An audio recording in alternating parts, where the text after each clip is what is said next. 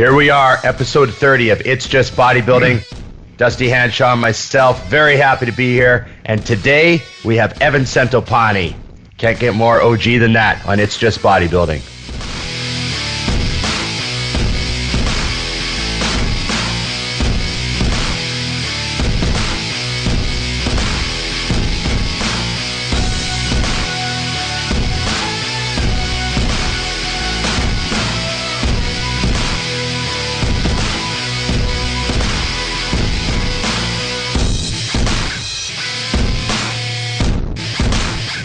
Hey, Dusty, are you as protected as I am?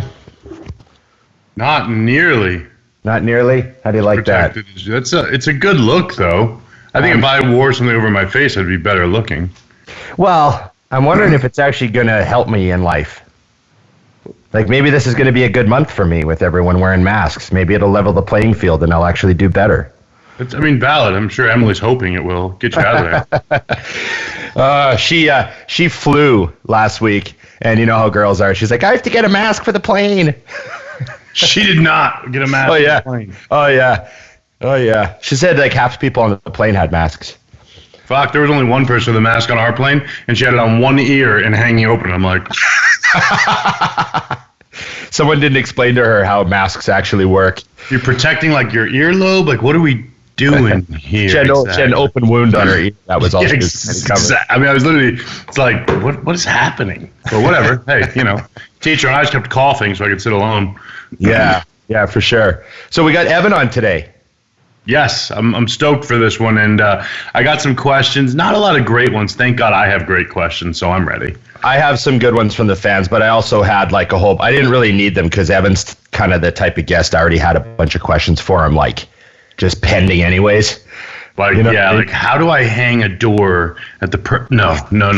What type of nail do I use if I'm using, this type of timber? What do you think about sagging your pants? Never mind. We will get down to business and ask him the important questions, and we will make sure we touch on the black sock trend that he did start a few years ago. Oh. So all the important questions will be hit. If you're not talking fashion with Evan, are you even talking? I don't think so. So let's bring Evan on. Let's bring him on. So, man, how many weeks out are you now? Oh, shit. Already it's like we're inside of 10 weeks, dude, like just like that. How does it feel? It's been, 3 years? Yeah, I guess we're going on 4. The last time I competed, I think, was 2016 Arnold. Shit. Surprisingly, it pretty much still feels like second nature. Yeah. I just kind of went right into it. It took me like a week. I started a week ahead of time because it took like a week to like get into the diet. But once it was in, it's in, and the cardio, and I don't know, it's just been kind of like autopilot. You just do it. Well, you're doing your own prep, right? Yeah. Nice. Yeah. Was there a moment, because you hadn't been on stage in a while, was there like any early stage stuff where you're like, what the fuck am I doing? Well, I kind of say that to myself every day, I guess, but mainly because I'm just really fucking worried how I would say my leg, but the reality is my whole lower body, how it's going to look, considering this injury and, not having been able to train it exactly how I'd like to be able to train it for the past however long. So, I just don't want to get up there and look stupid, really, is what it comes down to. Yeah. Do you have any issues that you can't do now, or are you now all good? No, I can do everything, but, it's different now than it was, say 10 years ago when it was like, all right, man, just fucking pile the weight on and let's just just beat on it. Like it's no problem. Yeah. Now it's a little different. Yeah. When you and I talked already, that was actually how we met. Was you were one of the guys that I hadn't met. Like it was weird. We've been in the industry for like a long time, and I had met pretty much everyone. And then people would ask me like, what's Evan like? And I'm like, I've never actually met Evan. And then finally at Body Power a couple years ago, that's right. Your booth was right across from us, and we had the trifecta. We had you, me, and Dan Green all standing together talking about our quad tears. And it was all the same leg, too. Didn't we all tear the same leg? Mine's my left leg. Yeah, same here. Uh, Yeah. I think we all had the same injury, man. So it was pretty funny. We sort of compared notes over that. You were telling me you had to do calves before you could do quads because you had to like loosen things up. Back then, that's what I was doing, and for whatever reason, that was helping. Yeah. Dude, it took me forever just to be able to get on the freaking leg extension machine and do it without pain. Like, I still have some pain, but I can actually just go into it now. Like, dude, it used to be such an ordeal. It was like, maybe I would train some calves and then like do some body weight lunges and then, do a dance and pray to the rain gods and like, maybe it would feel okay. Maybe today's the day. Maybe God's graces would shine on me, I know exactly what you mean. I mean, you went through that stage where, like, I still feel I video a lot of my sets on leg day sometimes, and I feel crooked. Yeah. Like I feel like my hips aren't lined up, and I feel like I'm crooked. But then I watch the video, and I'm perfectly straight. So it's like it's like a trick. And then if I put my feet where I feel straight, I'm not straight. Yeah, it's like a fucked up thing. I think it has to do with the glute on my left side got really weak when I was fucking limping around. I didn't realize that the glute was going to be such a problem afterwards. I would have done more for it during my rehab. And things just go so quickly. Yeah. One movement that helped me so much, and it was Jordan Shallow who recommended it, and I wish I had started doing them sooner, was just doing Bulgarian split squats. Just starting out with body weight. And like, dude, once I started putting those in my program, like strength started coming back a lot quicker. And I wish I had done them sooner because it just really, just for everything, glutes, quads, it's just such like a perfect movement. And you're kind of unstable, so you have to get stable. Yeah, and it really helped me a lot. Yeah, there's always like things you're like, fuck, I wish I would have known that. I called the day after I tore mine, I called Branch. I think it was a couple days I texted Branch. You called Branch too? The OG quad tear. Let's ask him what we need to do. Yeah, and it was so funny because I was expecting Branch to give me like this rehab protocol that he used, right? Like, okay, I did, you download this. Like, I don't know, I thought Branch would have something. He goes, yeah, just, as soon as you get your heel to touch your ass, you can load it. Yeah. I was like, okay. So I kind of just focused on that. How long did it take before you actually put a bar on your back?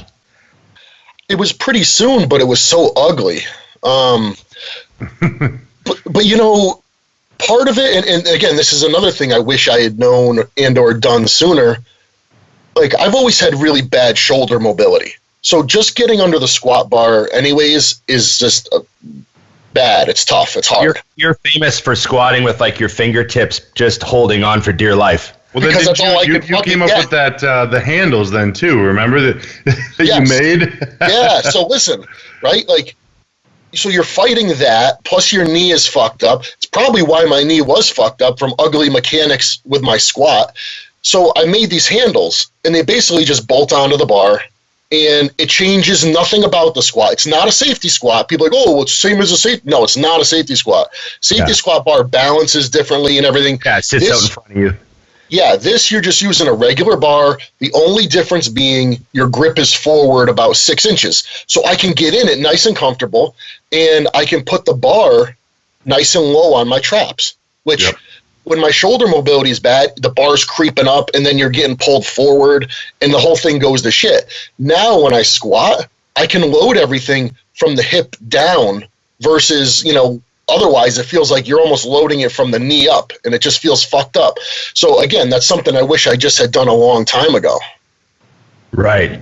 What would you say would be, like, if you look at your leg workouts now, I mean, what would you say would be the main lessons that you've learned that maybe you could tell someone who's never been injured, but it's going to help them, I don't know. I came to realize, I don't know. I just totally got rid of the leg press. Like, I don't think the leg press is your friend, at least not for me.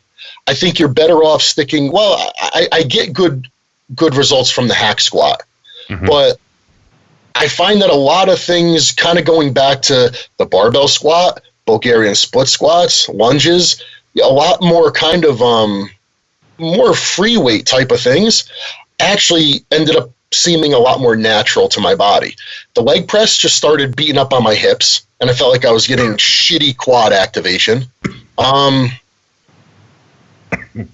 I felt like if I could just, going back, I almost had to retrain things a little bit, lighten the weight up. Like now I can do squats with 2-3 plates, and I can make my quads fucking burn. My quads never used to burn from squats. You know, maybe they'd be a little sore the day after or something, but I can actually do a leg workout now and the pump in my quads be retarded as I'm doing squats, which is different. And I assume it's because I'm actually doing them more correctly now. Mm-hmm. So I guess if I was going to give anyone advice, what I would say is first master your body weight, right? Like start with some split squats. Get the mind-muscle connection down. For me, a lot of what was really difficult in the beginning was, and this is why I was so fucked up not being able to do leg extensions, was because with leg extensions, it's like almost impossible to do them and your legs not burn. You just easy activation. Like it's just good neurological activation. So for me, I didn't want to just go and press and just grow my ass. Like I wanted to grow my quads. But in order to do that, I needed to like switch them on.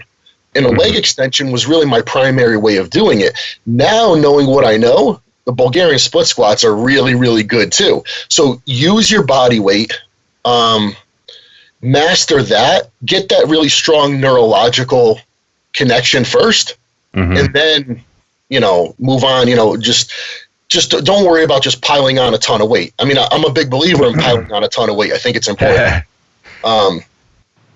But it's got to be useful.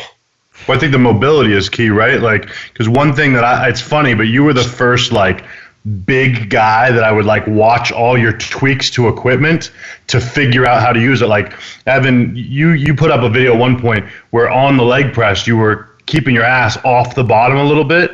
I changed that. It was like night and day. I was like, oh, fuck, I can use this now. Yeah, it changes everything. Because I was saying it was all hips for me on the leg press. I'm like, I'm going to tear my hip with 2,000 pounds because it's this tiny little fucking muscle. Then literally I bring my ass up like 2 inches and I was like, oh, there we go. I think if you really take some time and screw around with, and this was one of the good things about working out at home, and it helped me a lot in the beginning because I started off in my basement, was I had no one around looking at me, so I didn't feel stupid if I wasn't using a lot of weight or if I wasn't using any weight at all. Or, I'm like training in my underwear and I'm like, looking at my legs in the mirror while I'm training or something. But, a lot of us, we're in commercial gyms and, we're competitive and we're around other dudes. So like, you don't want to be feeling like a pussy, with like, no weight on your back or whatever it is. So sometimes it's challenging, but if you can really kind of step back and don't be afraid to take a little bit of time and make some tweaks and just really kind of focus on that neurological connection and then pile the weight on. Right. It's hard to explain to somebody how much wisdom is accumulated from such a massive injury like that. Dude, it's knowledge I still wish I didn't have because I wish I never had. I was going to say, I really appreciate you guys getting this knowledge for me because I don't want to do that. No, I would definitely forego the knowledge if I could return the injury. I think the absolute worst part about mine was the first 6 weeks. Every time I had to get up at night to go to the bathroom, I'd stand up I'd stand up with the crutch, I'd get up and then the blood would rush down my foot and it would feel like my leg was going to pop. And I'd have to stand there and count to 10 and just breathe. And then I could go take a piss and come back to bed. But every time I got up from laying down was just the fucking worst. Did you have that? I was so scared that I was going to tear the other one while this one was fucked up. And then I was going to be in a wheelchair. That was my greatest fear.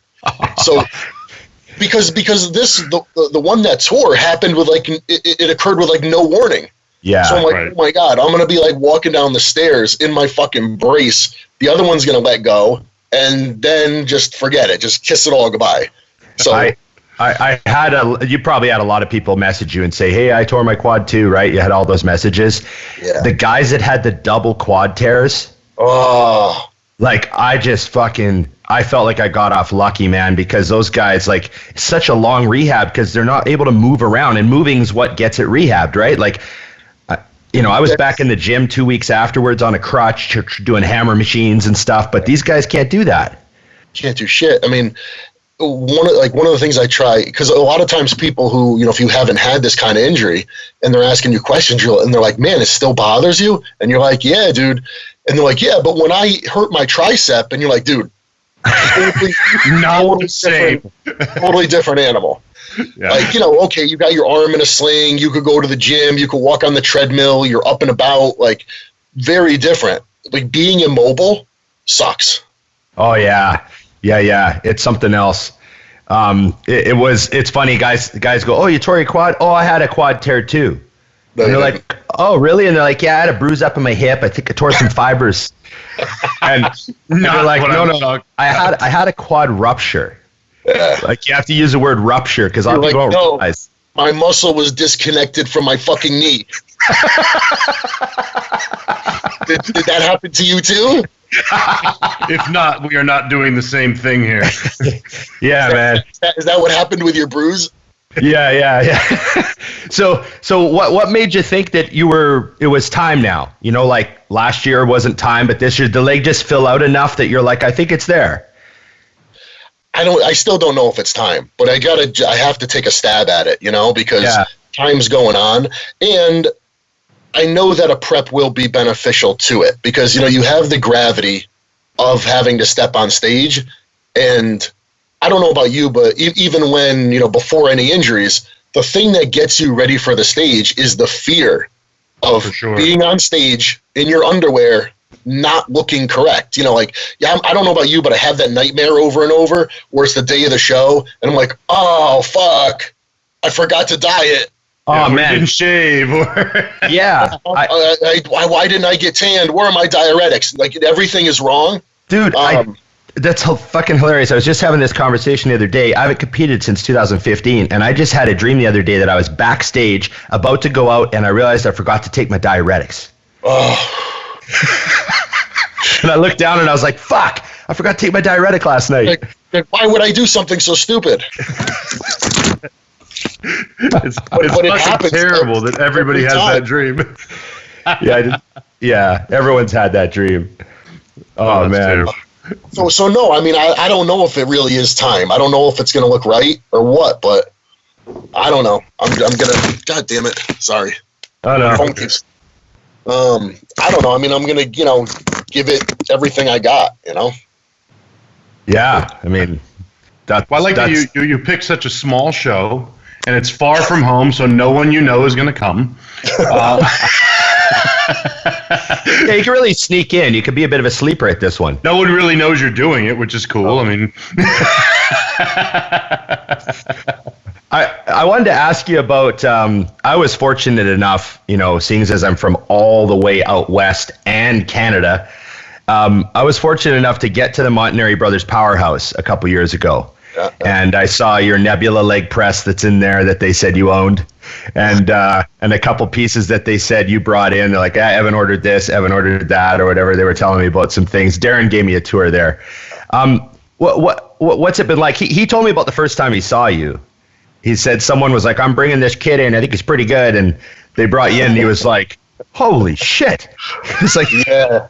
You said you were bringing some kid in. Like, what's that gym meant to you over all these years? I mean, it's easy for me to forget because not everybody has that gym 20 minutes away, which I'm so lucky to have that be my case. But yeah, I mean, going back to the beginning, it was the dude that I've known for a long time, probably since I was like 17, 18. He used to go to the same gym as me, in my area, and he actually owns an Italian ice shop.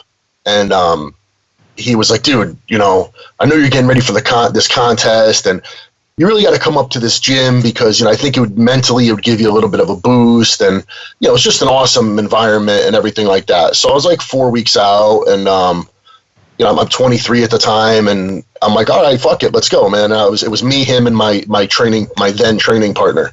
And where were you training at the time? Were you just training at like a normal gym?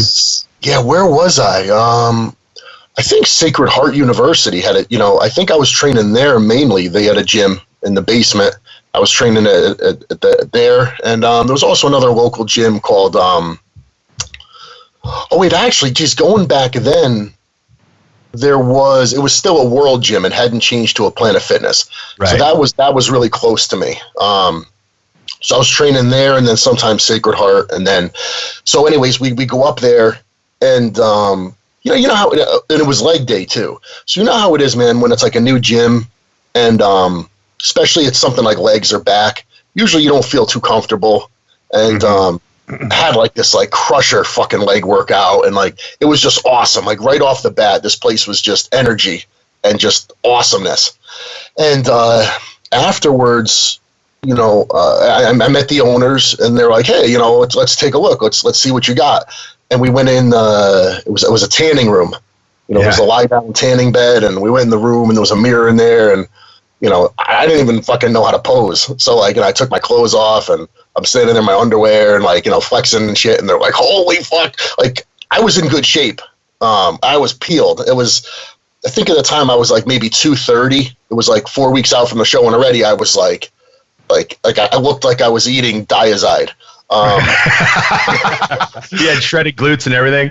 I just looked, yeah, man. Like you could see right through my skin. I was in like, I suffered like a lot, like because it was my first time, and because I didn't know what I was doing. So I just inflicted more and more pain on myself, thinking that was the right thing to do. But it worked out great. So, so they were like, we want you to come up here more often. And, you need help with your posing. And, that's where I met Kenny. Kenny was there already? Kenny had been there. That was Kenny's home gym. So he had been there 15, 20 years at that point. And, so Kenny started helping me out, and thank God, because I had no clue what the hell I was doing, and he taught me everything. And the dudes, they've just, from the beginning, they were just awesome. They were like, whatever you need, come in and, do what you want. And so I think at the time too, they had like a certain, like a good wave of bodybuilders, but then they had kind of like come and gone. So they were like, oh, this is, they were excited again. And it was great. It was just great all around. And it's been that way ever since. When did you get comfortable enough that you're like, I'm bringing in a leg press? Good to know I'm not the only one that's done that, by the way. Yeah. It didn't take long. I think the first thing I bought was a glute ham raise, because it was probably really the only thing they didn't have, because they've got everything. Yeah. It's a museum. Yeah, man, they've got everything, and usually they have 5 of it. So yeah. I'm like, we could really use a glute ham raise. So I went, I ordered one, brought it in, and then it was at the time when Nebula was kind of like at the end, and that's the best one. You'd still find lots of pieces, but they weren't like $5,000 a press yet. Yeah, and I actually contacted the dude who owned it, and we started talking. Tom Eilerman, yeah. And he actually cut me a deal on stuff, and so we ordered up. I told the guys, I'm like, hey, I got a good deal on this stuff. You want to split it? It was like 5 pieces. It was a hack squat, the leg press, a few other pieces. A couple back pieces, I think, too. Yeah. Yeah. So we did it. But I don't know. I was really appreciative of just, like they gave me my own key to the place, and they were just always so cool with me, and I really appreciated that support. And, I figured, hey, look, I don't pay for a membership. I haven't for a few years. So what's the difference if I spend some money and put some equipment in here and they're happy, and then it's an opportunity for me to just show some gratification. Plus, I'm going to use the equipment. So fuck it. It was all good, For sure. Did you ever kick anybody off your leg press when you showed up? No. This guy's name in it, stitched in the back.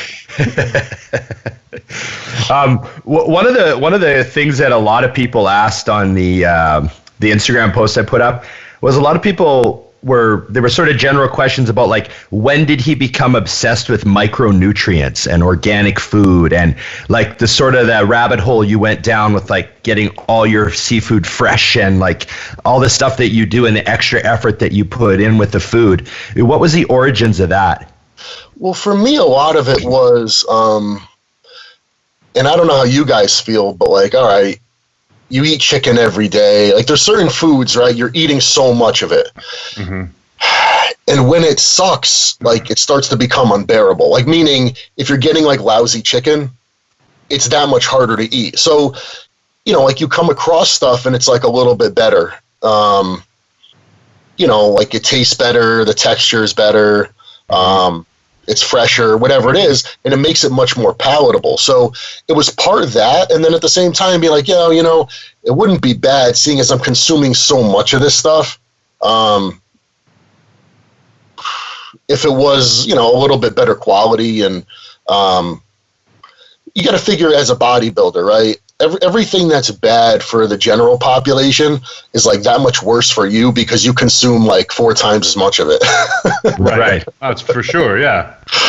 So I don't know. It was a combination of things. It wasn't just me being like obsessed like with my own health or things like that. Although, there was a point too, like when my father got sick with cancer, and that made me start thinking a lot more about things. And, especially, once I had my first daughter, and, you start thinking a lot more about just, I don't want to fucking die early. Right. No, for sure. Especially from like some like chicken related toxin that you could have avoided. Yeah, I mean, how much do all these things matter? I don't know, but you figure, look, there's certain things in the sport that I can't change. There's certain shit I have to do. Mm-hmm. So other things that maybe I have the option to either cut out or find something better, whatever. It can't hurt to do that. Right. What would be some of the things that you do that are like the ones you would never budge on? Like you can't go back. Like is it the fresh fish or like you just can't even go back to regular normie eating now? Chicken is one of them. Like I can't do like really like budget chicken, and like the breasts, they look like turkey breasts. They're so big. Like, dude, it's just so disgusting. 16-ounce chicken breast. And you cook it and it goes down to 8 because it's all, yeah. So I have to plunk down a little bit more money and buy better chicken. That's one of them. Same thing with fish though too. I've eaten so much damn fish that if it's lousy shit, like I can't stomach it. So, like the thing is too, like you don't want to say these things and sound snobby, because the reality is I'm kind of a cheap fucking dude. Like I don't like spending money. So right. Like when it comes to fish, like fresh fish can be expensive. So like I'll go to the restaurant supply place. Mm-hmm. And I'll get fresh fish for what most people are probably paying for stuff that was previously frozen. So, like I don't want to, break my bank account either. Like I'm not just somebody, like I don't make a ton of money. I'm not someone who people are like, oh, well, you have the luxury of doing that. And it's like, well, not really. I mean, I'm not swimming in cash either. And I'm kind of a cheap dude. So I'm trying to make it all work. It's not a luxury. It's a priority. Yeah, I don't want to dread my next meal. I mean, it's kind of, you guys know it. You guys have been doing this for so long. Like, you've been eating the same kind of core foods every day, 5-6 times a day for the last 10, 15 years. If it's lousy stuff, man, it's hard to stomach. Yeah, no, I push that with clients, is finding a way to make your food enjoyable without fucking up your diet, because if not, you're going to cheat. Like it just, or your odds of cheating are going to go up, or in most people's case, maybe they won't cheat, but they won't eat it all. If you hate your chicken breast and you get down to the 9 ounces is gone, you got 1 ounce left, you really don't want to eat it, fuck it. I used to say to people that life's too short for cheap toilet paper and cheap broccoli. I hate the little chunks of stock and the cheap shit. I want all flours, premium 8 grade. That's the only, like, you know what I mean? There's just certain things. I could do the no-name brand oatmeal, but I need like the expensive broccoli florets. That's terribly accurate, though. You need that on your gravestone. Yes, or at least a T-shirt. I didn't want any stocks. No chunks of stock in my broccoli. So tell us about this. I watched your animal series, The Build, so far. I mean, I'm a gym owner, very proud gym owner. So I understand, like, totally got it. Like, I was connecting with you on every single word you said. Like, even though I don't have a basement gym, I totally get, like, how you put up the wood paneling, and then you realized after that it was just like your basement when you were a kid. Like, I thought that was just so fucking cool, and sort of a back to basics, back to roots feel for that from what I saw in that series, and you and your dad building that squat rack. What sort of were the main lessons that you learned putting that home gym together? Well, it definitely reinforced, and this is something that's really important to me. First of all, like, there's not much that's beyond our reach.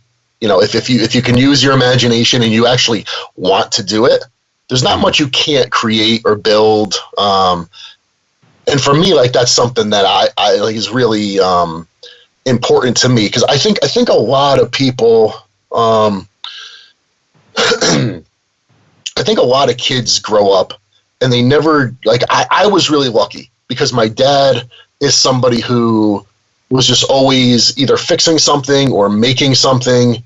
Like, he was a really capable person. And there's something really powerful about that as a kid watching it, because then it kind of reinforces the idea. Well, first of all, you don't always need someone else to come and fix something for you to save the day. Like, you can be self-reliant. And also, just, I think one of the most powerful things we have just as human beings is the ability to create anything, whatever it is. It's just really satisfying. So to have an idea in your mind and, okay, I want to make this, and you just figure a way to do it, it's just awesome. And then you have, like, a finished product and you're looking at it. It's just incredibly satisfying. So I think that a lot of kids miss out on that because they never really, I guess I say kids because I'm thinking about it in terms of my older daughter who's 8. Right. Yeah. And I guess too, a lot of it, especially considering, like, we're coming up on the 2020 presidential elections, and, you hear a lot of the things that politicians are speaking about. And, one of the things that gets brought up a lot is, like what a certain politician is going to do for a certain group of people, or, for kids maybe who are, of a lower socioeconomic status or whatever. You start thinking about these things, but whether you're talking about a kid who lives in an urban setting, or a kid who lives in the suburbs, considering that a lot of these kids who end up shooting up schools, right? Mm-hmm. A lot of them come from the suburbs, right? Like middle-class families, or maybe even more well-to-do families, right? Mm-hmm. And then you have other kids who, maybe they're just troublemakers or whatever it is. But I think they're all suffering from the same thing, and that's that they have nothing that they do that they feel good about. And I think for me as a kid, I always had something I was working on with my dad. We have to go fix grandma's sink. We have to go fix this. We have to go cut, the lawn. We have to do this.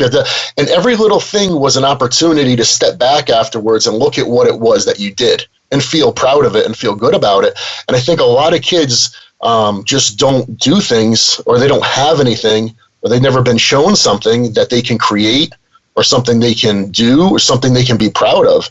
So I don't know. It's just having a daughter now is, for me, it's just such a fundamental thing. So it's even fresher in my mind. So I guess if you ask me what the gym reinforced, I think that's maybe one of the most important things. Right. That how important it is to have something to be proud of.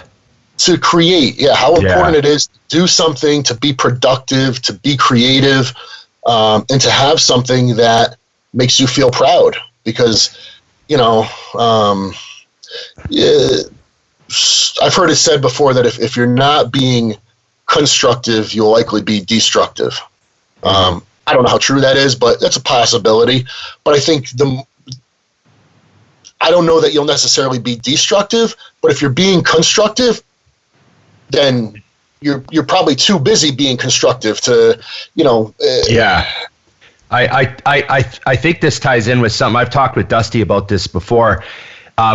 Sort of we don't normally get very political on the show, but like today's current outrage culture, right, and cancel culture and all this sort of stuff. Like you said something on Twitter 3 years ago, you fucking fired, like I think that when people don't have enough real problems, they invent problems. Of course. And when you're not busy enough, you don't have enough that you're responsible for, you're not carrying enough burden, you invent problems. You will invent things to worry about. Yeah, there's people in other countries that are so busy just trying to live day to day, they don't have the luxury of worrying about certain things or making them into problems. Yeah. So being productive is good for people of all ages. even old guys like you. How old are you now, Evan? I know I got a few years on you, right? How old are you? I'll be 38 next month. Oh, I'm way older. Bam. Damn. We gotta have at least 2 young bucks and you, Ron. The only guest that's had on who's older than me is Chris Aceto. How old are you, Ron? I'm 44. Okay. Yeah, I know I look 30. We had Jose, so he's gonna be close to you. Wasn't Jose close? Jose's got I think he's got one on me. There you go. You're welcome. There you go. Thank you, Dusty. I brought the fat Puerto Rican in. You're good to go. God, I miss that guy. It's funny you brought that up, Evan, because that was one of the things that someone asked was if you don't have that upbringing. To me, this is an obvious answer, but I want to get your kick on it. If you don't have that upbringing where someone kind of brought you that way, but you're a guy who wants to fix and learn and shit like that, how do you recommend someone goes about doing that? Because, I'm sure YouTube is a simple answer, but, what else do you think? Yeah, it can be anything, and it doesn't have to cost money either. To have what it's about is either creating something or, where it formerly didn't exist, or improving something that already did exist, or leaving it in a better state than you found it, whatever it is. So, you don't even have to have money. Just anything, even going out and raking your yard or cleaning something up. Any of those things seem so simple, but I don't know. Maybe not everyone would feel the same way. But if I go out and I do work in my yard, I clean it up, I rake, whatever it is, I look at it afterwards and I feel so good about it, and it makes me feel good. I feel like I've done something positive. I feel like I've been constructive, and I feel proud of the improvement that I've created. Yep. So I think it can start out really small. And, look, YouTube is a great resource. I had to change a window motor for the power windows on my truck not long ago. I don't fucking know how to do it. I looked it up on YouTube. Sure enough, here's some guy doing the exact same thing. Okay, no problem. So I did it. I did that with my washing machine a couple weeks ago. I took the fucking back off. It crawled underneath. I was watching a YouTube video on my phone. He's holding it at the same time. And I kept thinking, Dusty would just write a check for this. What am I thinking? Exactly. It's I don't know. Maybe not everyone would feel the same way. Maybe someone else would do something and be like, man, I'm wasting my time or whatever it is. Literally just yesterday, a part shit the bed on my truck. Okay, it's a module, a resistor for the blower. So the heat fan. When I turned the truck off, the blower was still running. Yeah. Right. So, pulled the fuse out to stop it from running, and I looked up the repair. Okay, it required some splicing, electrical. I'm like, I don't really know if I want to fuck with it or whatever. But I went to the dealership. I got the part. It was like $120, and I got it in myself. It worked fine, no problem. So in my mind, I'm like, I probably would have got charged like $350 if I had a mechanic do it. So in my mind, I'm like, haha, I fucking win. Yeah. I actually get that. Yeah. I don't know. Maybe not everybody feels the same way. How many hours did it take you total? Taking it out and putting it back in, not including driving there to get the part, about an hour and a half. Oh, yeah, So my dad would say you made $200 in an hour and a half. Well, yeah, I was just having this discussion with my brother the other day because he said to me, he goes, when you fly places for Universal, do they fly you first class? And I said, no. But, sometimes like on a really long flight, I might kick in extra money to upgrade to like premium economy on like an international flight or something like that. But we got on the topic because I said, man, like a business class ticket on an international flight is stupid expensive. You're probably talking like, I don't know, let's just say $5,000. Oh, easy. Easy, right? Yeah. Now, in my mind, I say, okay, sitting in coach sucks balls. But if it's like 10 hours, right? Say it's a 10-hour flight. Yeah. So you got 10 hours there and 10 hours back. So you're talking 20 hours. Could somebody pay me $5,000 to be uncomfortable for 20 hours? The answer is yes. $250 an hour. Yes. You're getting paid as an attorney to be less than perfectly comfortable. Yeah. I do exactly the same thing. I do it like whenever I'm in a situation where I'm trapped and I have no choice. I try to make myself okay with it by giving it a monetary value of like how much I'm earning by this sucking. Yes. I'm glad that we're all on the same page with that. I literally just had a sponsor or a company that's having me come out and do a show for them. They're like, we'll fly you first class. I'm like, well, what's the price difference on that? And they're like, what do you mean? I'm like, because I'll take that money. Just send me the difference. Yeah? That's what I said. I was like, it's a fucking 5-hour flight. If you want to just give me that money on top of what you're paying me, I'm down with that. Is that flight already approved? Like you're already willing to spend that? We can work something out. I can drive. Amazing how you can work backwards. Yeah. So that's classic. What about the gym? What about the gym you got there? How many pieces are in it now? I've got a really limited area. So let's see, it's right next to me. I've got the hack squat, lying leg curl, the leg extension, the glute ham raise, the pec deck, the power rack, and a rack of dumbbells. Oh, and a hyper extension. So it's really well equipped for leg training, which was kind of how I wanted it. Right. Sort of makes sense. Even chest training down here is great. Arms, no problem. The only thing that's a little more limited is back training because you don't have any cables. But it's not always a bad thing either to have to go in and be like, you know what? I have no choice. All I've got available is dumbbell rows and barbell rows and deadlifts and dumbbell pullovers. It's all free weight shit. So that's not a bad thing either. Yeah. That's cool, man. How often do you do you still go to Montanari Brothers? I do. Yeah, I do. Yeah. But, how often? Like once a week or? I'm probably there. It's almost about a 50-50. Oh, okay. Okay, yeah. So you still get some hammer work in on back day and stuff. Yeah, it's nice to be able to use some machines, for a couple things. I've got some, a couple pieces there I really like.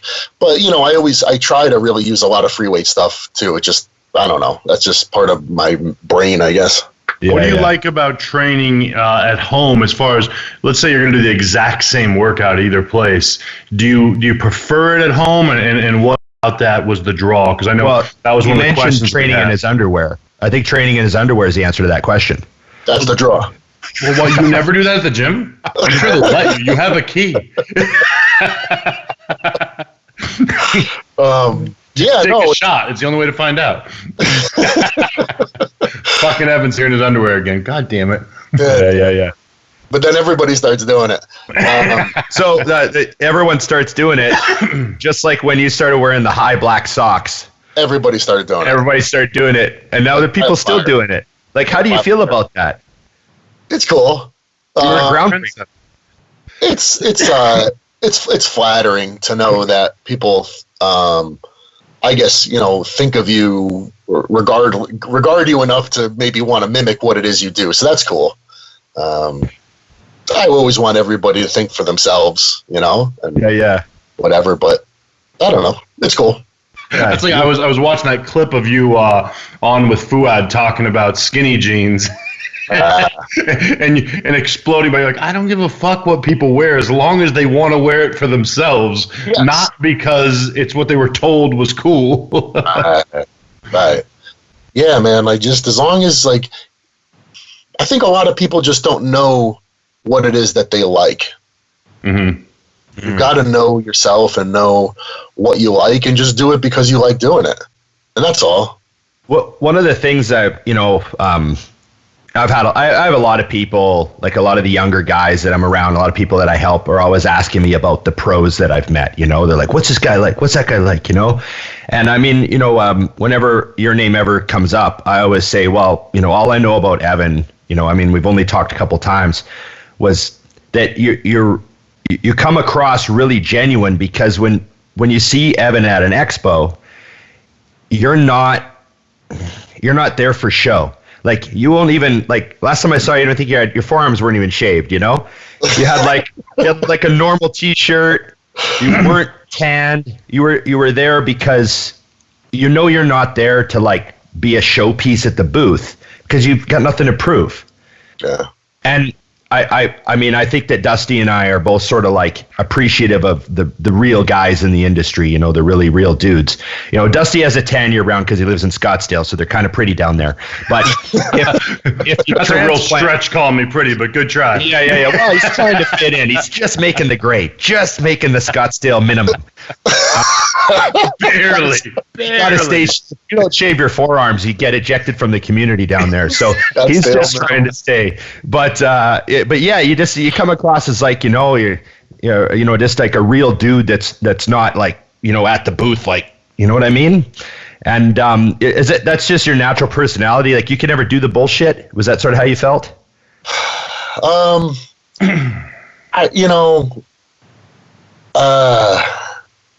No matter what it is, whether we're talking about food or we're talking about weight training or anything, it's I like stuff that's real. It doesn't have to be the fanciest thing. It could be something really simple. I don't know. I like what I like.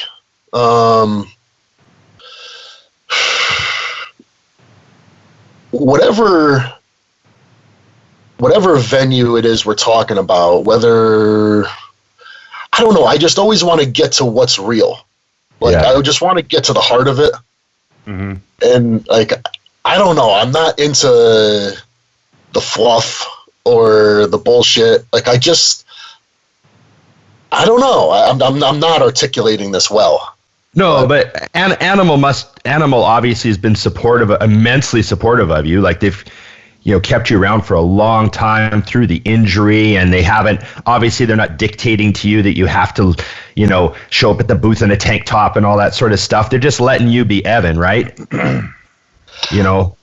I think if I'm going to maybe articulate it a little bit better, I can only maybe use my father as an example. Now, like, my dad, he's a blue-collar guy. Mm-hmm. Right? He finished high school. He didn't go to college or anything like that. He doesn't keep up with anything. He keeps up with the news and things like that, but he's not, like, there's some guys that are his age and they're concerned with, maybe the way they dress or the music they listen to. They could tell you what's popular right now, the top 40. Like, he doesn't know any of that shit. Okay. Yeah. But what's really interesting is that he's really sophisticated in ways. Like, he doesn't try to be, but he has this acute ability to cut through the bullshit and see through to something that's real. And through his ability to do that, he almost has like a style. Right. If you like, there's a difference between fashion and style, right? Like, fashion is something you have to be up on at the moment, and it comes and it goes and whatever. Style could be infinite. It could always work if it's right. And that's something that he has, because so say if we're talking about clothing and style and fashion or whatever, if you have a good sense of style, it'll always be in fashion. You don't have to know. You don't have to know what's current. You don't have to know what this guy did or what this designer did. You just have something that's timeless. So I guess I would look for that almost in anything, because I don't know, if you could do that, you have an ability to almost always be relevant, to always be able to connect with people, and to kind of always be cool. Right. I think that's the difference, though, with those is it's funny. My training partner always has this saying, because he's big into business. He always says, "Don't give me labor pains, just give me the baby." Like, hurry up. And that's how I always visualize you, too, because you're like, get there. No. Just I want the answer. Like even if like if you and I were having an argument, right? Mm-hmm. You don't have to sit there and tell me I'm an asshole and I'm this, that, and the other thing. Just tell me the bottom line. Just say, fuck off and stay away from me, or you know what I'm saying? Like we don't have to go into it. Just give me the bottom line. Just tell me what you want to do. Right. This is over. Okay. Yeah. That's all. You would have been you were great in relationships earlier in life. I don't want to do this anymore. Goodbye. She's like, but wait. No, it doesn't have to be about giving up, but like, it's real easy in any. This is one thing I've learned. It's really actually the owner of Universal. He's really quiet guy, great guy. And I've watched him over the years, and I've had a lot of, dealings with him. And I've learned that he has a really great ability to not ever bring anything emotional into the discussion or whatever it is. And like I realize there's a certain value in that. Not that everything has to be approached like it's business, but say, for example, it is a relationship. It's real easy to say, well, you said this and you did that, and I didn't like, blah blah, or you could go into this long big thing. All a person would have to say really is, you said this, I didn't like it. Do me a favor, don't do that again. Right. That's all. You know what I mean? There's so many things in life that could be made so much more simple if you just say what it is you want, and the other person either says, okay, I can do that for you, or no, I can't do that for you, or I don't want to do that for you, or yes, I'd like to do that for you. And that's all there is to it. You say what you want, the other person says if they're going to do it or not, and then that's it. You move forward or you don't. Yeah. And how's that working, passing that off to 2 daughters? Trump card, boom. Yeah. You cannot teach all things, apparently. You don't want to go down a road. It's easy when there's emotions involved. You go down a road, you start insulting somebody, or they start insulting you. Yeah. And it's never good, because, sometimes you say things they can't be unsaid, or they can't be unheard. It doesn't matter even if you apologize for them, whatever it is. So it's better to just sometimes say less, or if you're going to say something, say what it is you want, and most importantly, mean what it is you say, and say what you mean. Yeah. Because it's just, I think that's the best way to do it. Yeah, totally. What I got we got the kind of questions that we fire off to, certain guests, because we just really want to hear what they have to say about it. If you could think about a moment in your life, like maybe you're a teenager or something like that, that you think triggered the bodybuilding, like, can you think of something where you're like, this is it, like, I fucking love this, or this is what I'm gonna do? Do you have a moment like that? I'm trying to think. I know a lot of things that influenced it. Yeah. I'm trying to think of maybe a more pivotal moment.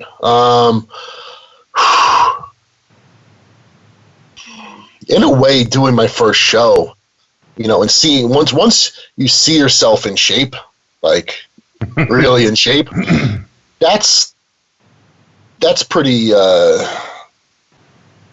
influential. Because, it's one thing to be a big dude, you put on muscle, you're strong, whatever, that's cool. But then you see yourself get in like crazy shape and you're, hyper muscular and all that. I don't know. I never, because a lot of people will ask, when did you know it was something you were going to do as your career? I never had that moment. Right. It was always just like an evolution that just slowly, it wasn't slow for me. It was rather quick, but it seemed just like a gradual evolution, and like things just occurred the way they were supposed to, and they just took a certain course. So I never had that where I said, you know what, come hell or high water, I'm going to do this. I never felt that way. Right. Because I was always just trying to weigh, see whether it made sense. Some people might say that that's not the way that a real champion goes about it, that maybe a real champion just goes all in. Maybe it defies logic, and he just goes all in, whether it makes sense or not. But that's never the way that I felt. Right. To me, it makes sense that you got into bodybuilding. It's just like you just went on about building stuff in the gym. I mean, essentially, you looked at bodybuilding and you said, I don't know how to do this, but I'm going to try it. And then you were able to step back, like you said, and look at what you built after that first show and go, oh, fuck, I mean, I can be proud of this. Yeah, and it just said, okay, I like the way that felt. I'm going to do that some more. When did you realize that you were, like, way better than the other 23-year-olds? Was it at the show, or was it before the show? Like, did you know you were going to kick ass, or were you kind of going in like, holy fuck, everyone's freaking out about me? No, I had no expectations going into that show.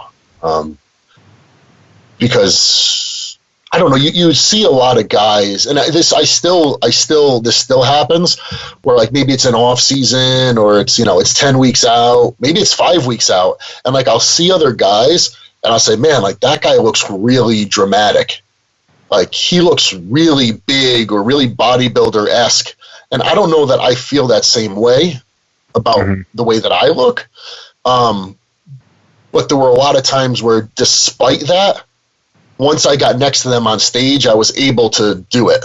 Right. So,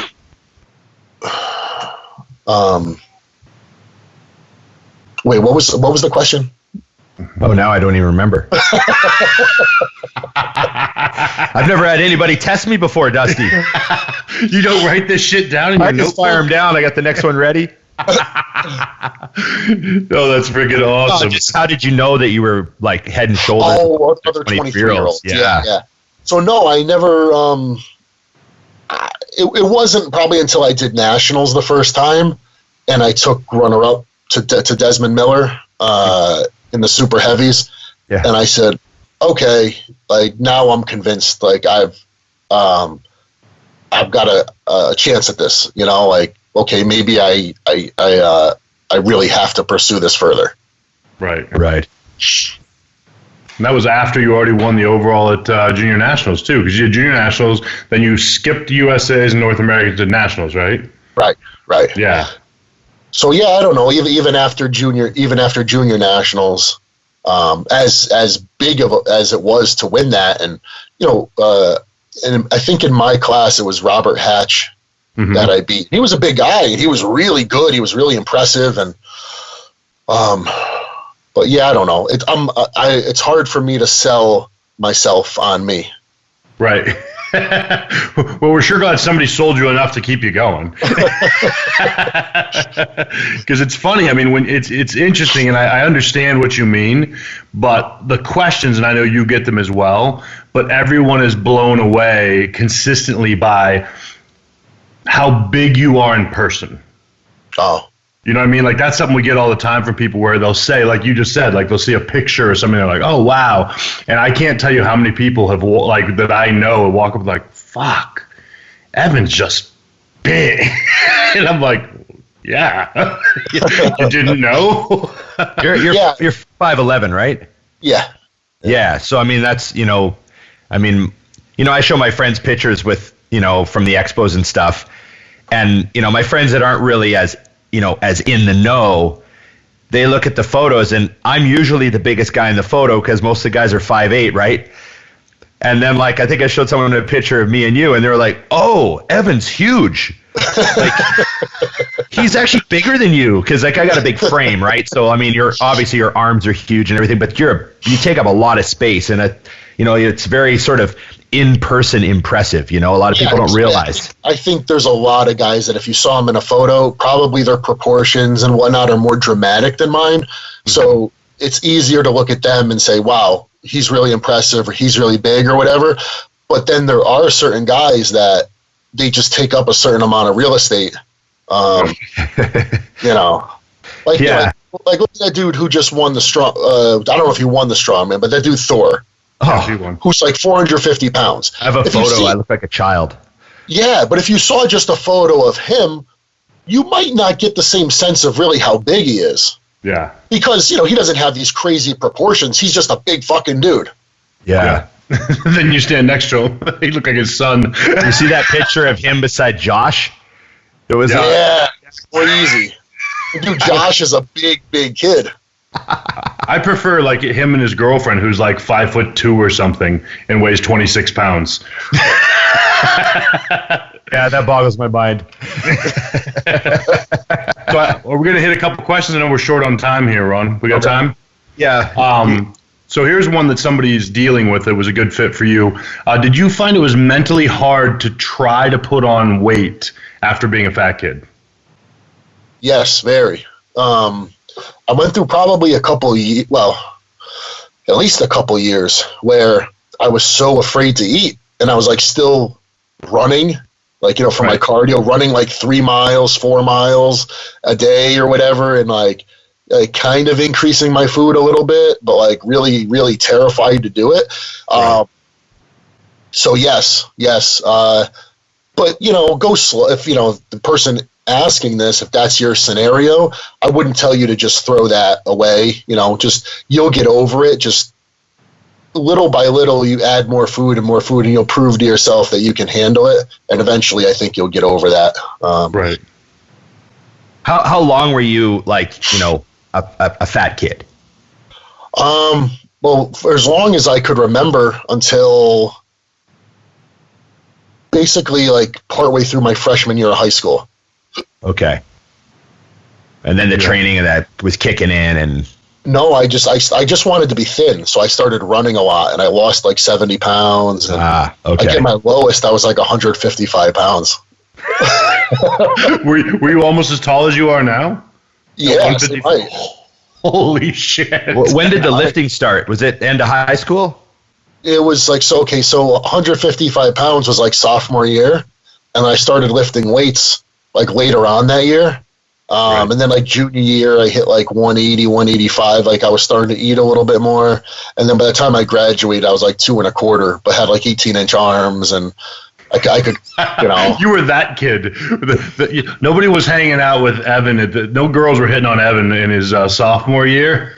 No, believe it or not, when I had lost a ton of weight, girls, whether they were my age or a couple years older than me,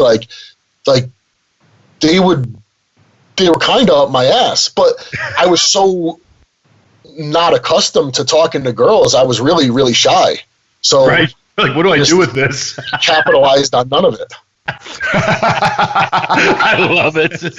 What was your success rate? 0. I took 0 advantage. It's all for nothing. Oh God, that reminds me of somebody asked in another show, do women ever see you, these guys are single, and just want to touch your muscles? And he's like, no woman likes bodybuilders or what we look like.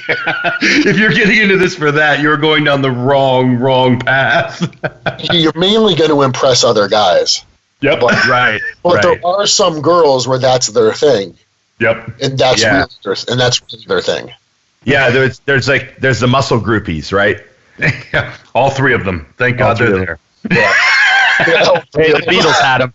Led Zeppelin had them.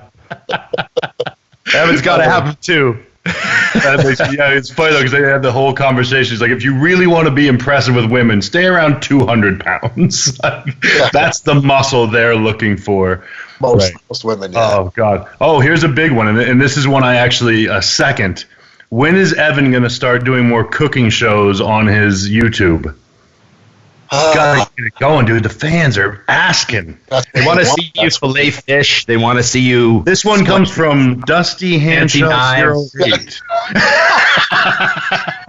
I've been trying to tell Universal that should be the next thing we really do, because I want to do like a food, kind of like a food travel show. Right. And I think it would get a ton of views. I think it would be wildly successful. Because I'd like to have kind of their professionalism behind it, but if it doesn't happen, eventually I will do it myself. But dude, that's all I get asked. I mean, it's been like 2 years since I put up a video, but that's all people want. Yeah, the reason I brought that one up, no, I didn't have a lot of time, was 3 people asked, when is Evan doing a cooking show again? I'm like, Jesus. If they're asking, you got to delete. You know what's funny though? I will tell you this from my experience. Like, as much as I love the polished look of what Mutant does and stuff, some of my videos that I slap up from a freaking iPhone, as long as they can hear me, right, they blow up because they can see it, and I think half of it's just giving them the content. Yeah, whip it up. It's like, 'cause I feel like people want to know what you actually do. Right. You know what I mean? Like, so they feel like they're in your kitchen with you. You know what I mean? Helps if your wife yells at you every now and then, I found, but whatever. I've got one. Yeah, it does. I've got one here for you, Evan.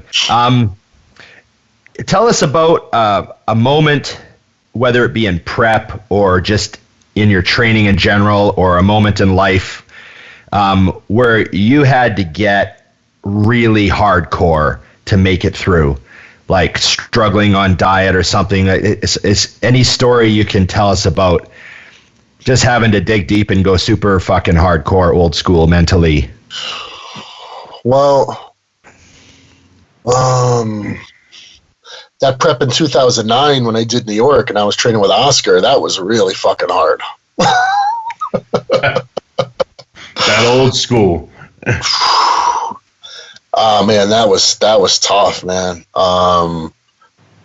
Because he's in Brooklyn, so I was driving like 2.5 hours there and like 3, sometimes 3.5, like with traffic on the way home. And I was doing that 5 days a week. And yeah. And that wasn't the bad part. The bad part was what would happen when you got there, and like, oh man, that dude would just beat the fucking shit out of you. Like, I'd never trained so hard in my life. Like after I did that show, it was such a relief, because I felt like I had so much pressure to do well at that show, and I did, and I ended up winning it and all that. But there were times where I just didn't know if I ever wanted to like compete again. Like, I was like, that was just so fucking horrible. Like, I don't know if I ever want to do that again. I freaking love that though, because it's something that we push on the show a ton, is intensity, mental, like just the what's inside of someone to be a great bodybuilder. You know what I mean?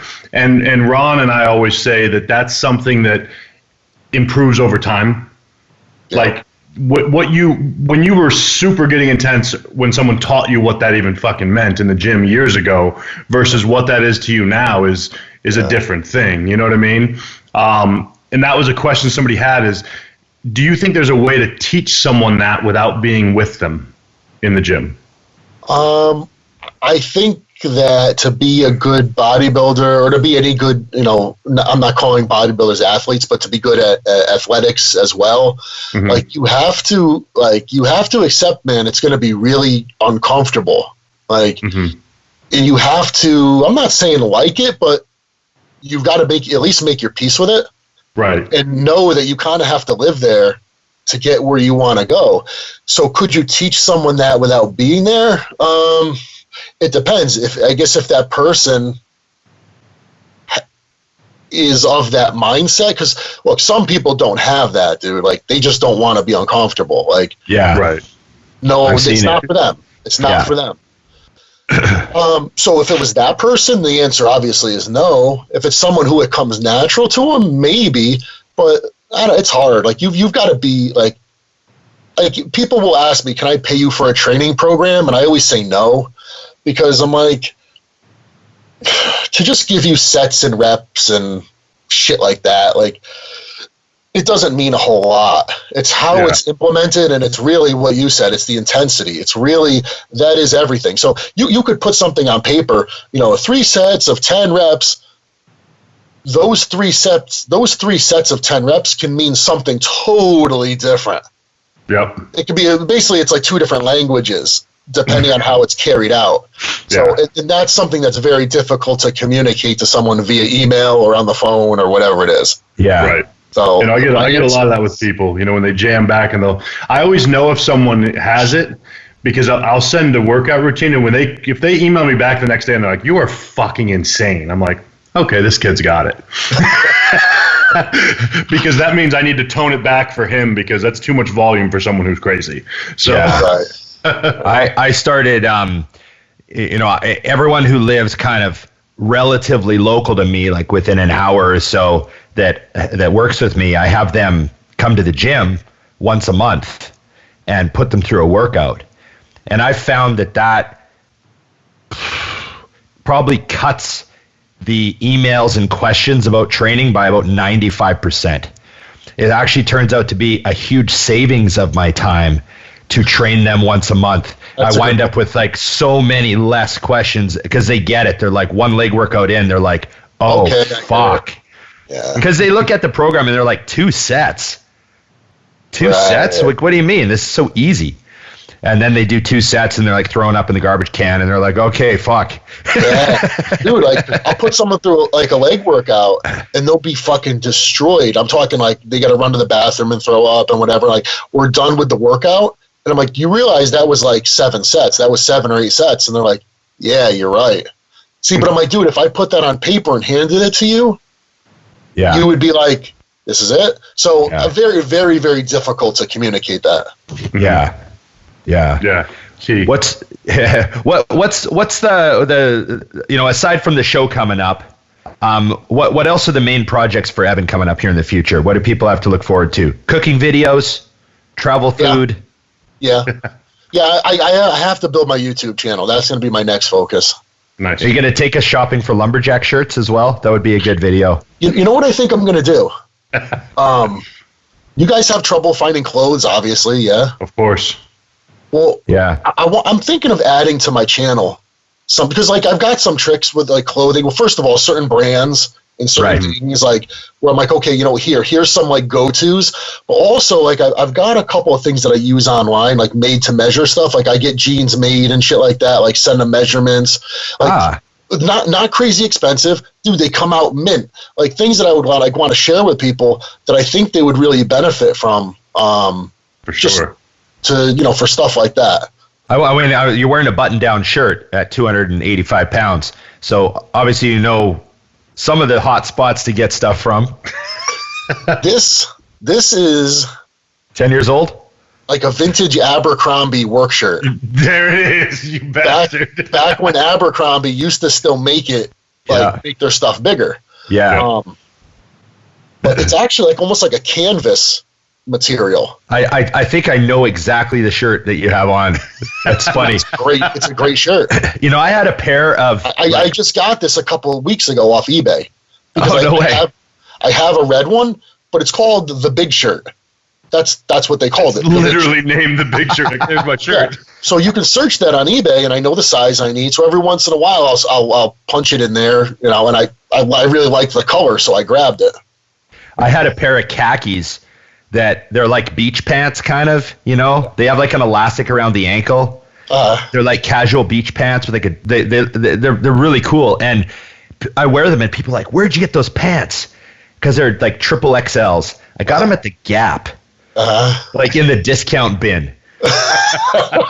And I remember when I brought them up, because my girlfriend had to get something from the Gap, and I was just bored, so I was looking through the bin, and I was like, triple X, and I held them up, and I was like, fuck, I'm going to try these on. So when I bought them, the girl behind the counter goes, those have been in that bin for 2 years. Nice. They stopped making those a decade ago. Yeah, they discontinued those pants. Yeah, you just never know, man. But like you find certain brands like for certain things, certain cuts and whatever. So I don't know. That's something I'd like to add to the channel. I don't know. I think people would find it useful. Oh, for sure. Because I get it all the time, and it's like you said earlier, I hate the way I have to answer the question sometimes because they're like, "Where did you get that suit?" And I'm like, I don't want to. I have to have a suit, right. So I have to spend this money. Right. I don't want to tell you spend $5,000 getting a suit made. Right. But that is the answer in that scenario. And then, of course, down the line, I found out I got a guy that does it for $2,000. It's like, oh shit. This is interesting, right? Because that's one of the things I wanted to touch on. I've had a couple suits made, but they cost $2,500. Yeah. But there's actually an online place. See, this is the company I use for my jeans, right? Mm-hmm. You can actually send them your suits. They'll duplicate them. You pick the fabric. I have yet to do it, but I'm actually going to do it. But it would be really cool if that works out well, if they do a good job. I mean, dude, you're talking like a jacket is like $275. You can get a whole suit made for like $600. Like that is like such a sweet fucking hack. For sure. We're talking real material. Like we're not talking like no name stuff. Like it's all like real stuff. Right. So I don't know, I think that would be a cool thing to be able to share with people. Like, okay, obviously you can't buy anything off the rack. You're hard to fit. Here's a way to do it. Yeah. Yeah, I had to buy some suits because I'm emceeing shows now. Yeah. And you can't wear the same suit every show, so I had to start buying like a new suit every year. And so I wound up, I got 6 suits now, but I got a place from Hong Kong. And they have my measurements on file. Right. And, now that I'm sort of like down in weight and I've got new measurements and I'm sort of holding this size, I can just order a suit, What do they charge? It's like for a suit? about $1,500 for the full suit delivered. Yeah. And they're pretty nice. So, and another thing is I'm picky about material because I do not want them to be hot. Right. Like that's like, I do not want the thick, sometimes they're like, this is really good, thick suit. Like they try to upsell you on the thick material. It's like, I want the paper thin shit. I want this to be like I'm naked. Well, don't forget, Evan, he said $1,500. That's Canadian. So that's like $75. So we're not completely, they're going to pay me $200. Yeah. Oh man, well we're wishing you luck at the show coming up. I mean, I think a lot of people are really excited to see you come back, man, and get on stage. And we're wishing you the best. And I think condition is, as long as you're in shape. I mean, you're still Evan CENTOPANI, man. I think it's going to be tough. Yeah, I don't know. I just don't want to get up there and look like an asshole. I want to look good. Well, Dusty, I've said about every show I've ever done. I was going to say, that's me driving into every show like, fuck. Dusty looks like an asshole every day, so that when he gets to the show, it's not a disappointment. I've just been an asshole my whole life, so it works. No, man. Awesome, man. Yeah, thanks for coming on, Evan. We appreciate the time. Every time we have a guest on, it's always, you're giving us an hour of your day, and we really appreciate it. You could be building, another the piece of equipment or something like that. I'm cleaning my grill. Dude, it's disgusting. Dude, you should see the shit that I scraped out of it. It's why is this not on YouTube? God damn it. Evan cleans his grill. Because I'm about to clean mine, and I want to steal all of your hacks so that I don't have to look them up. I know. There are amazing hacks out there that you learn from dumb things like that. I had that with my microwave one time. My ex's mother was in the house, and I'm scrubbing. She goes, wet, damp a paper towel and throw it in there for 2 minutes. Wipe everything out. I was like, holy shit. There you go. The greatest thing I've ever seen. Evan will be like, take some apple cider vinegar and some rum and Coke and mix it together, and it just washes everything right off, I don't know what sort of concoction he's going to come up with, but I'm sure it's a valuable lesson. There's no rum and Coke involved, is there? He drinks No. Okay. Thanks for coming on, Evan. All right. Thanks, guys. I appreciate it. You bet, man. We'll see ya. The flag. He's got to have a flag in his gym. Of course he's got a flag in his gym. Of course. Boom. Cheers, buddy. There we go.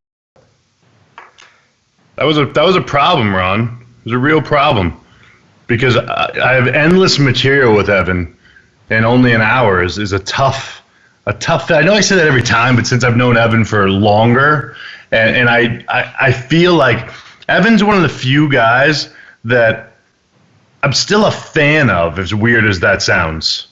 I know exactly what you mean. He's like, I sort of feel like when Evan does well, like the good guys do well. Right? I totally know what you mean. Like, no, I totally what you mean. I don't, I guess it's just, I don't know. I grew up on a farm and my dad was, hardworking, dirty hands, clean money, that sort of thing.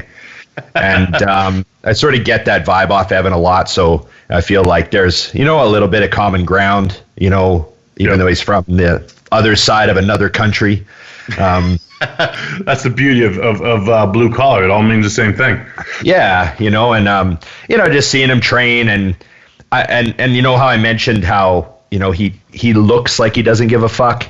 Yeah.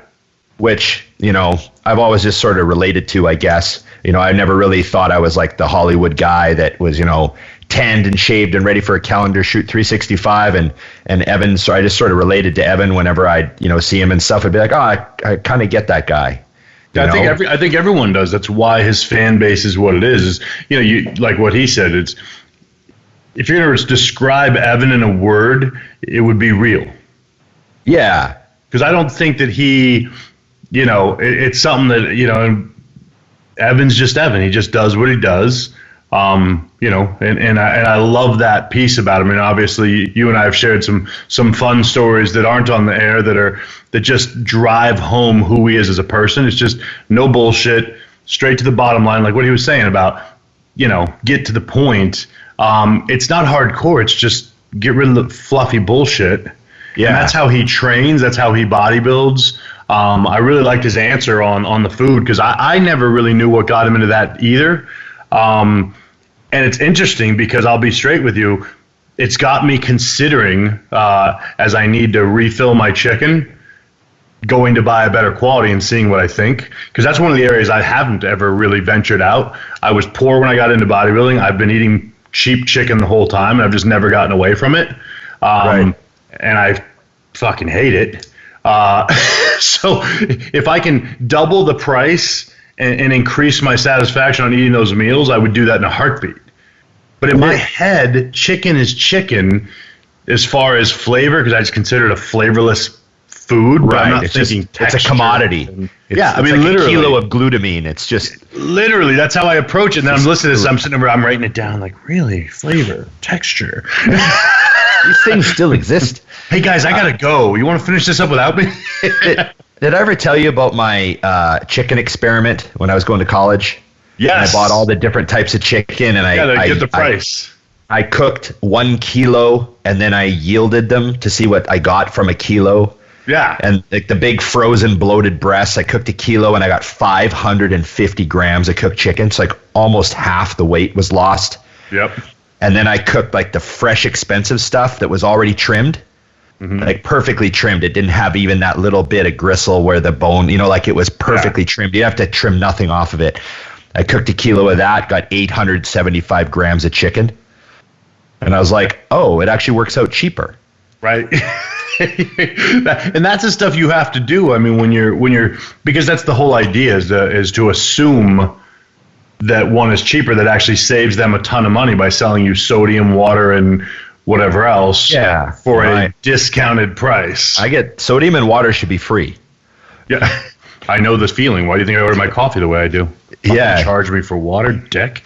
And then you'll give me a free water if I ask for it. How does that make sense? Yeah. Sorry, I'm lost. I'm back. For those of you who don't know, I was with Dusty in the car one time. We went through Starbucks, and he orders what'd you order? A quad espresso in a tall glass with a side of hot water. Oh, so here's the deal. You get a quad iced espresso. Okay, which is just 4 shots over ice. Yeah, and have them put it in the venti cup. Yeah, because that's the the actual amount I want, and then when they give it to you in your car, you just add water to it. Because if you order a quad shot Americano, which is the exact same fucking thing in a venti cup, they want 38 more cents because they put water in it. But here's the thing: if you want a venti water from Starbucks, if you ask for it, it's free. That's like the cup, the straw, the lid, the water, the ice, all free. But if I want to get a fancy fucking name like Americano, pricks. So I have another buddy that will order a coffee and then a cup of ice, and then he'll dump the ice in the coffee and go, iced coffees are $3, coffees are $1. Fuck these guys. It's true. You have an intelligent friend. You have two intelligent friends, me and him. He's probably I need to have at least two to save my ass from making all sorts of bad decisions. Yeah, so that way I can buy a $3 glass of water to piss you off. With my 62 cents in savings for my coffee this morning. Yeah, well, makes sense, you did people. the math. So you did 62 cents every single day for the whole year, and weren't you saving like $100 and some bucks? Yeah, I was saving like $400. I did that because I do them 2 a day. Yeah, I'm like, you bastards, I see what you're doing. Hundreds of dollars saved. Right. Nice try. Not this time, Satan. Right. You're not getting my $400. No, so how's Dusty doing? Since the last episode. Oh man, things are good. I went up to Columbus, as you know. That was a shit show that everybody knows about, so not much to talk about. But was able to do an event. I was fine. The cool thing is that only affects humans. Actually, you'll love this. I went through the, you know that little thing you got to stand in like this, and before you go through the airport. So every time it gets you, it gets me, it gets any bodybuilder, I always walk out and go, it got me. I'll just stand here and wait. And the guy looks at me and goes, after he pats me down, he goes, well, this is for humans, so it makes sense that it is a problem for you. I was like, God, I wish I could have had that on film. That's so flawless, which is why I'm not worried about this virus. But no, things are good. The only thing that sucks is, so I'm dying to prep. It's been so long to like be in prep.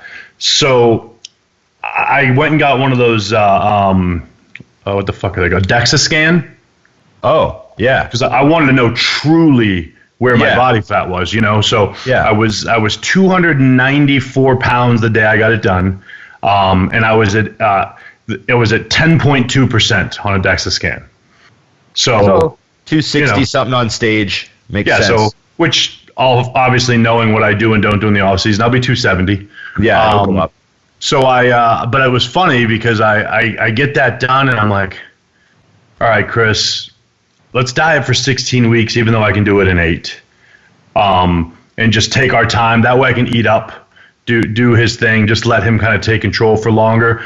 But I've got 2 more weeks of off season. And when I'm at where I'm at, I do intentionally eat some foods that I just enjoy, you know? So this morning I was over at AJ's and I bought my steak and all my basic stuff. And I said, you know, I kind of want some extra for fun. So I made one of their salads. You know, they have one of those big bars. And as I'm drizzling over top of the bacon and the cheese and everything, this ranch dressing, an employee comes over and goes, oh, you started your diet. And I almost fell over. I'm like, it's a 1,500 calorie salad, right? But they did see a salad. Yeah, once you see salad, man, it's health food. Just forget about the fucking ranch dressing. I laughed though, and I you know me, I go, yeah, starting it early. I didn't want to explain. No. In my head, I'm like, I'm gonna have a cheat. It's gonna be fucking awesome. I'm past explaining anything, Dusty. Yeah, it's easier, and you know, the fact that the people at the grocery store know my job, I think that's cool all by itself. So I'll let it go. Right. That's yeah. I always seem to get like the same 2 checkout people at the grocery store across from my house, the Safeway here, because I always go in late at night, right? Yeah, so those are the only that have to work that late. Yeah, it's always like 9 p.m. I always get the same people. So they always make, you know, of course you get cracks, you know. Oh, you're buying more fish and turkey and, you know, nothing else. You know what's funny though is I wish that more guys would realize I'm the way I am, like at booths and stuff, everywhere I go. Like I talk to people and bullshit and have fun. And I'm telling you, it pays to do that because people take care of you. Like today, so one of the things that I learned is like prime beef is just another level. So now it's the only kind that I buy. And so it was on sale for the fillets I wanted today for $28 a pound. So I was like, all right, sweet, I'm going to get a few of those. And I was like, all right, give me 4 of those. And my guy goes, well, how many are you going to eat today? So just 1. He goes, okay, you get 1. Maybe I get 1. He goes, they're half price tomorrow. I'm like, yes. Yeah, they take care of you. You know, so it's like, it's funny, but I don't know why more people don't realize that. Like, people will take care of you if you're not an asshole, especially when you see them on the regular. And I mean, dude, we're talking about I'm going to go tomorrow and probably buy $300 worth of meat at $14 a pound. That's usually $28-30. I was across the street grabbing some frozen fish. This was like 2015 when I was prepping for the show. Right. And I remember I grabbed like several bags, and the one guy came over who sees me there all the time, and I'd never spoken to him, but he's always in the butcher area. Yeah. And they're like $13 for the bag, right? And he comes over, he goes, those are going to be $9 tomorrow. And I was like, fuck. So I grabbed 1 bag. Yep. Came back the next day, bought like 10 bags. But yeah, you know, yeah, you know, so people will help you out. You know, it's good to, I think that's why bodybuilders, I know a lot of people do this, but bodybuilders especially, we get so loyal and so like regimented because we want to build these real relationships with everyone. And I've always been that type of guy. You know, I worked in the bar for a lot of years, so I always had a guy. I always had a hookup. You know, I got a car guy and a stereo guy and a guy that does locks for cheap, and, you know, a guy that'll do windows for cheap. And, you know, like it's just bodybuilding is such an expensive thing to do at any level that you sort of have to create a network. Well, I think, too, you got to admit, though, one thing that's awesome is bodybuilding at a lot of levels is something that a lot of people respect. So, like, you know, I mean, I have neurologists and all sorts of friends that are up here as far as life, and they know without knowing what you do, they respect what you do and have this understanding. So I'm the same way. Like, people will call me and say, hey, who's your guy for this?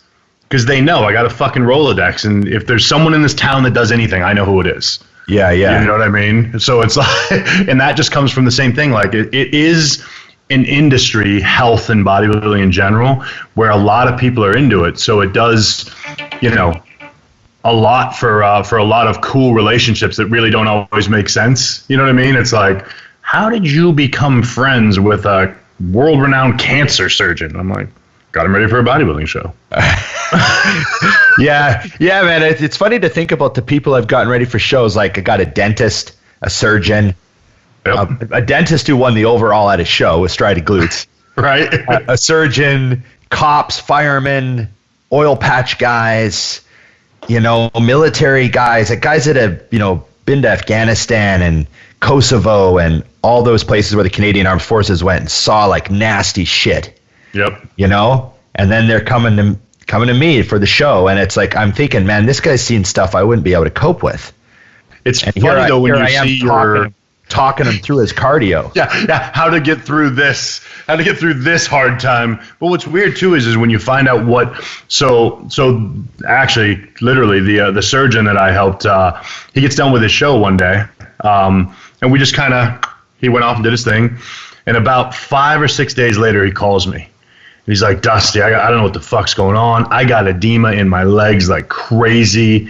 He's like, I've talked to a couple of the other guys. He goes, we did Lasix, we did this.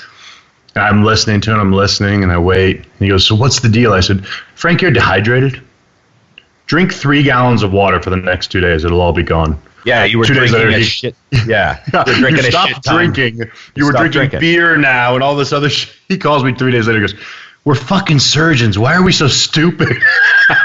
That's so funny. I just lost it. I'm like, yeah, I didn't finish college.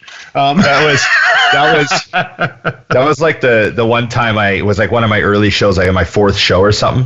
Mm-hmm. And 2 days after the show, I have this splitting fucking headache. Right? It's killing me. And I'm like, oh my God, I'm going to die of an aneurysm. Like, my blood pressure must be 900, you know? So I go to the doctor, I get into the doctor real quick. And I'm like, he checks my blood pressure, and it's a little high. It's like 138/89 or something. That's called doctor high blood pressure. It means you got the high blood pressure from going to the doctor. Yeah. So he goes, I mean, it's up, but it's not like, it shouldn't be causing you headaches. Right. And then he goes, how much caffeine were you using for the show? And I was like, I was kind of living on Diet Coke and coffee. And he's like, go have a coffee. You probably quit, right? Because the show's over, so you quit. Because you're having withdrawal symptoms. And I was like, I'm actually addicted to caffeine for the first time in my life. Yep. And I went and had I got a coffee or a nice coffee right across the street. My headache was gone before I was even done drinking it. And I just was like, it's so simple, So now I've the number of people I've told that to is dozens of people been like, I'm getting these headaches. And I'm like, because you quit drinking all the coffee and energy drinks and all that shit. Yep. You're a junkie. Did you have energy from food? Isn't it funny though? Because that's exactly what it is. You're an addict. I know you don't like that word, but it's a fact. You don't even know you're an addict. How's that? Most don't. Most don't. Yeah, exactly. That's the thing. Awesome. But what would be your take on the whole sort of the Arnold essentially? I didn't go. I wasn't booked to go, so I kind of got off lucky. What was the vibe like there? I mean, it must have been weird. Yeah, it was really weird. Here's what I'll say. A couple on both ends of the spectrum. A lot of people felt the same way I did, which is that now people need to understand, number one, the city made these decisions, not the Arnold. Yeah. We were not. There was no options. But the thing that was really pissing people off is things like, how are you saying we can't go to prejudging but we go to finals? Yeah. What's the fucking difference? It's the same day. It's the same people. Couldn't agree more with that. Also, the other argument was, but you're continuing to have all these basketball games and other things going on while we're here, which we are attending. Because there's nothing else to do. Yeah, it just seemed like, and I do feel for whatever the governor or whoever it was that had to make these decisions, because he was getting pressure from his city to protect them. Yeah. He was fucked either way. You know what I mean? And the way I look at it is, if I'm in his shoes, I'm going to take care of the people that vote me back in before I worry about pissing off the people who come in. But on the flip, I think it also, decisions like that bring up the possibility of maybe not going back. Because now you've got millions of dollars were lost and millions of dollars were spent that were lost, not just lost on income, but I mean, Mutant sends all their equipment down there. Their everything we're bringing to the show, the actual booth itself. We all flew out there. We lost a hotel night of every single person. Now, guys, we don't bring 3 people, so just understand that's a shit ton of money. A lot of the flights, we're not purchasing them planning on not using them. So they're purchased in a way that money gets lost. So countless things in that regard. And then you got to remember, Mutant's a big-ass company that's made a lot of money over a lot of years. Some guys have got companies. Fred Smalls, his new brand, was releasing this weekend. He lost thousands and thousands of dollars. I mean, he's a good businessman. He's got his shit together. He'll be fine. But could you imagine if the day you opened your gym, you lost $30,000? Yeah. That's your starting point. No one's bought a membership yet. No one's bought a bottle of protein. But give me that 30 real quick, right off the top. Yeah, and aren't they only giving 5% of the money back for the booths? It's a joke. It's like they're basically giving back the deposit. Yeah, I mean, everyone's the rest getting of the money's gone. Fucked enormously. So I think it does open up the ability to move it elsewhere. And I would love to see that, just because I've never no offense to Ohio or Columbus, but why march in Ohio? Fuck. And we've almost outgrown the city. Right. When everyone is there and 250,000 people roll in. But I will say this. There's 3 gyms you can't even train at because they're so full. I mean, even this weekend at the same point, I trained shoulders and arms. I picked body parts that I'll figure it the fuck out. And I had half-ass pump workouts. So I was kind of stoked that I wasn't in prep. Yeah. But I will tell you this, from a fan base, man, really cool to see how hardcore bodybuilding fans are. So the ones who were already there or were coming and were going to be fucked anyways, they just came anyways. And I mean, everybody who did an event at a store or whatever, people came. When I showed up, I got to our event maybe 45, 30 minutes early, there was a line. Yeah. Wait. Like, so the fans were like, fuck it. I came to meet bodybuilders. That's what's going to happen. And it was awesome. I mean, and then because it was so busy, people were waiting 30, 40 minutes to talk for a second. So it was really cool to on that level to really look. And for me is, I guess I'm old now, so I'm getting super like looking at situations and going, wow, like, fuck. To have people hang out and wait and just for their 5 minutes, and then for them to leave super stoked about it, you're like, yeah, this is one thing I would never trade about our little bubble, is the hardcore people are in. You know what I mean? Yeah. Like, they're thanking us for still coming, and I'm thinking, fuck, thank you for still coming. Are you kidding me? Yeah. You know, so that was really cool, you know. And you could definitely feel that even at the gym. Like I said, I still couldn't train in the gyms; they were still full. But the town was weird. I mean, the first night I got there, I didn't see a single person I knew. Really? I was like, this is eerie. Like, I usually at the airport, slammed. You know what I mean? Yeah, like, yeah. You're literally. yeah. Well, you know, usually it's the connecting flight in Toronto is when I start to run into all these people. Yep. Yeah. Like, so, just, I mean, you're not even there yet. You're just getting on the connector, and the whole plane's full of Arnold Classic people. You know, like one time Thor was on my plane because he came in from Iceland. Yep. So he's on the plane from Toronto to Columbus. You know, and you just see that through the whole trip. Yeah, so there was, I mean, I actually, on the way back, had one pro that was on the flight with me, because he lives here, coincidentally, and did the show. On the way there, no one. Yeah, Right. Usually, like, you get on the plane, and even the flight attendants are like, what's going on? Like, Yeah. there's so many of you on this plane. Yeah. Are you competing? Yeah, no, I did get asked if I won a couple times. I'm like, no, I just tanned. Yeah. I mean, I feel like I won because this soup was phenomenal. Well, like I said, you always bring the Scottsdale minimum. Oh yeah, well, the funny thing is, and I had to shoot this weekend. Talk about it. So our marketing director tells me, oh yeah, we're gonna do a shoot with you and Johnny. I'm like, so we're gonna do a shoot with a guy who competed at the Arnold yesterday, with a guy who's 18 weeks out. It's right. Wiping Caesar dressing off his lip right now. All right, that's interesting. I better tan because tan fat looks better than white fat. So, as long as it's, you know what? Here's the slight tweak on that. Tanned fat looks better than white fat, but spray tanned fat always looks bad. Spray tan always looks bad in general. It's the only kind I can get, so I have to be lean. So I mean, overall, man, I feel like we did what we could with the weekend, and still, and I know this sounds super cheesy, but I'm having a conversation with you, not with our listeners. Like, I still got fired up just from seeing the fans and shit, and got stoked to start prep. You know, like, I got home and I was like, fuck, man, 2 more weeks. And it's not that I don't diet a certain way always, but I'm ready to get into the hell, you know? Yeah, it's nice to have a little extra gas. Did you go to the finals? No, I didn't. The event that we did was it ran late, and then it was one of those things where, truthfully, man, like, I knew it was happening, but I had enough to have an opinion. Like, I was really disappointed in some of the people who didn't place as well, or like Sergio having to work his way up, because I feel like he was missed horrendously in the morning somehow.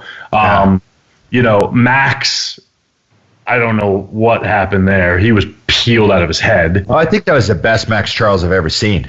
No question. No question. Did he, like, work with somebody different or something? I think he worked with Milos. He looked fucking good. Yeah, he looked. I was like, whoa. Yeah, I was super impressed with him, and he's always just been a cool guy. Max is funny because he's actually just a super, super nice dude, very, like, his girl and him. He's like a family dude, but I think he's New York, and I think people assume he's this hard ass, and he's actually just a cool guy that works his ass off, and he's had some misses and some peaks, and when he hits it, man, he's fucking dangerous. Yeah, I have to give credit. I know he doesn't need to hear it from me, but I have to give credit to Bonac, because I don't feel like I really ever give Bonac credit. Do you know what I mean? I mean, I tell everyone he's absolutely incredible. He has possibly the best muscle quality of anyone right now. Yeah, he reminds me of Kai. I mean, I always think of Kai's, not his hair, yeah, his muscle. just his muscle quality. Yeah. He's got that gnarly, like everything kind of goes in and under the tie-in, like everything is like extra fucking deep, and all the insertions are crazy, and Yep. you know, the striations in every single muscle, and just he has that clean fucking quality muscle look.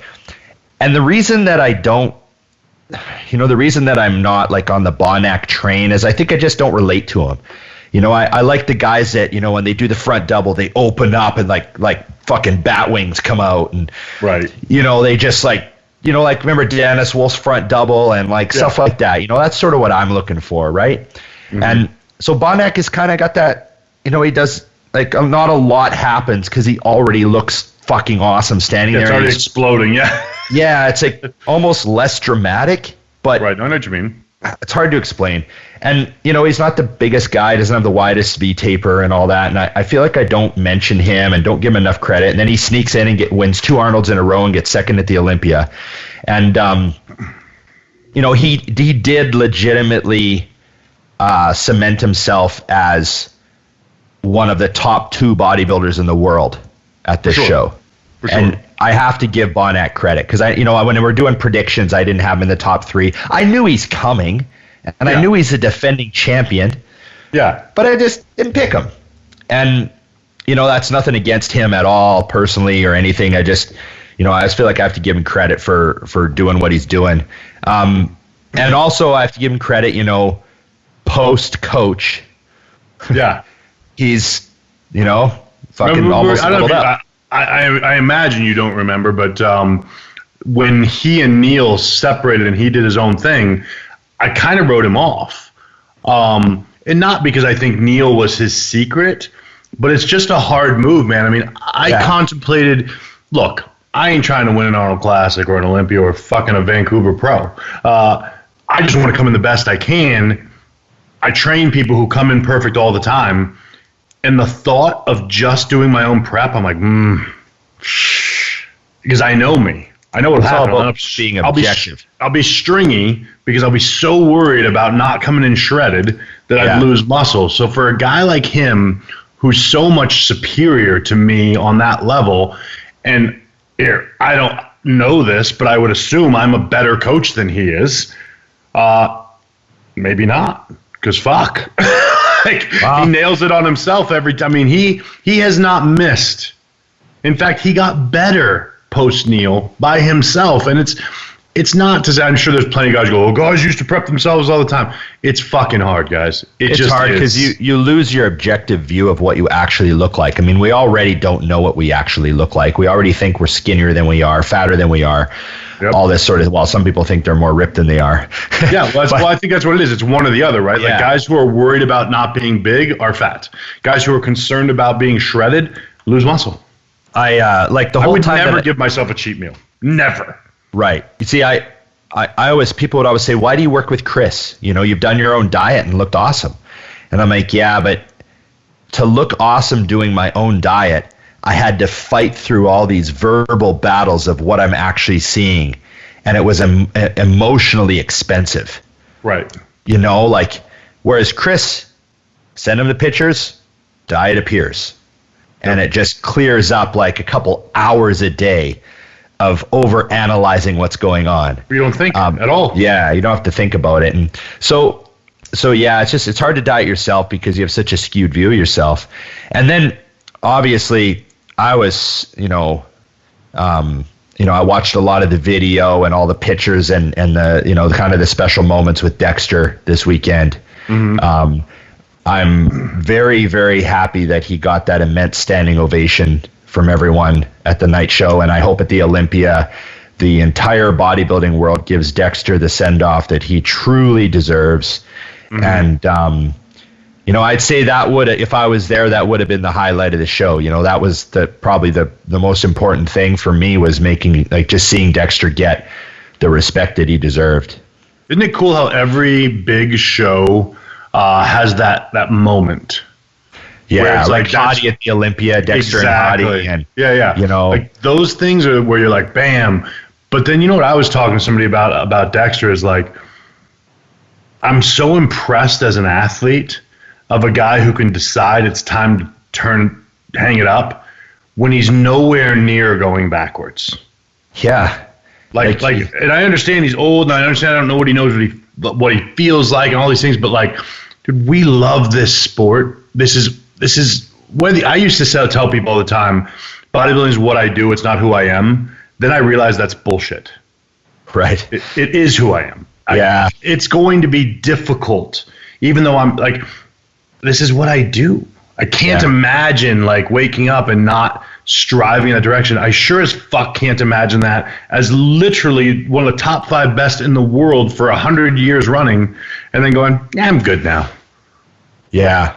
Like, that's so impressive to me, because we all know that most athletes leave late or come back when they shouldn't, because it's in you. So for him to just say it, like he called the shot, and I think a little bit of that is him making sure he does it.